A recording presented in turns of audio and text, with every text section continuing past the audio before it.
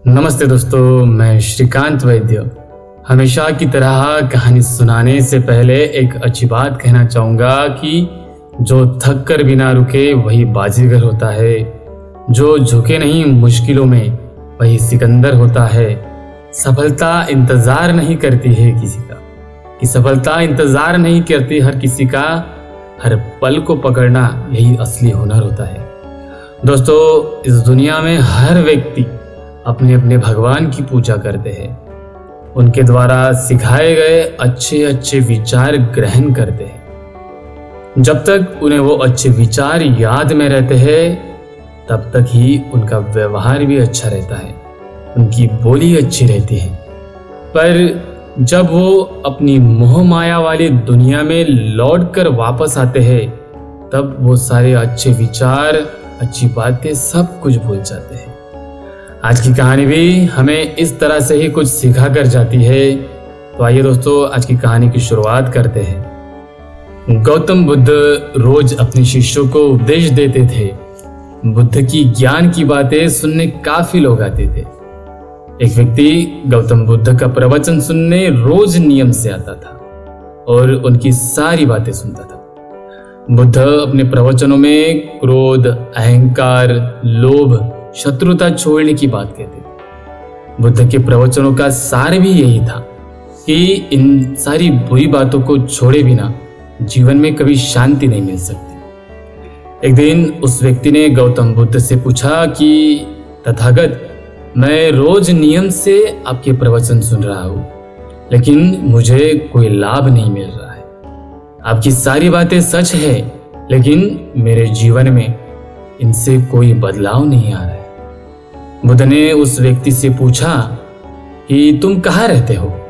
तो उस व्यक्ति ने बुद्ध को जवाब दिया कि मैं पास ही में श्रावस्ती गांव है, उस श्रावस्ती में रहता हूँ। बुद्ध ने पूछा कि वो जगह यहाँ से कितनी दूर होगी? उस व्यक्ति ने उस जगह की दूरी बताई। इसके बाद बुद्ध ने फिर से पूछा कि तुम वहाँ कैसे जाते हो? तो व्यक्ति ने बताया कि कभी कभी घोड़े पर जाता हूँ, तो कभी बैलगाड़ी पर जाता हूँ, तो कभी पैदल ही चला जाता हूँ। बुद्ध ने पूछा कि तुम्हें फिर वहां पहुंचने में कितना समय लगता है?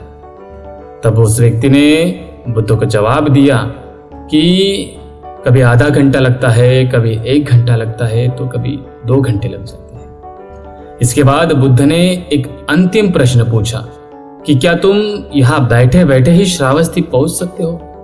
इस प्रश्न का जवाब देते हुए व्यक्ति ने कहा कि गुरुजी, ये कैसे संभव होगा? इसके लिए तो मुझे चलना पड़ेगा, तभी मैं वहां पहुंच सकता हूं। बुद्ध बोले कि हम चलकर ही हमारे लक्ष्य तक पहुंच सकते हैं। ठीक इसी तरह जब हम अच्छी बातों का पालन नहीं करेंगे, उन पर चलना नहीं सीखेंगे, तब तक हम पर इन प्रवचनों का कोई भी असर नहीं होगा। सिर्फ अच्छी बातें सुनने से हमारा जीवन या हमारे जीवन में कोई बदलाव नहीं आ सकता। हमें प्रवचन को समझना होगा और उन्हें अपने जीवन में अपनाना होगा, तभी हमारे जीवन में उसका परिणाम होगा। व्यक्ति को बुद्ध की बातें समझ आ गई और उस दिन के बाद उसने भी बुद्ध के बताए मार्ग पर चलना शुरू कर दिया। बुद्ध के प्रवचनों से उस व्यक्ति की सोच बदल गई और उसका मन शांत हो गया। दोस्तों, ये छोटी सी कहानी हमें यह सिखा कर जाती है कि हम अगर हमारे मन को शांत रखना चाहते हैं तो बस ये अच्छे प्रवचन, अच्छे विचार, अच्छी कहानियां बस ये सुनने से ही कुछ नहीं होगा।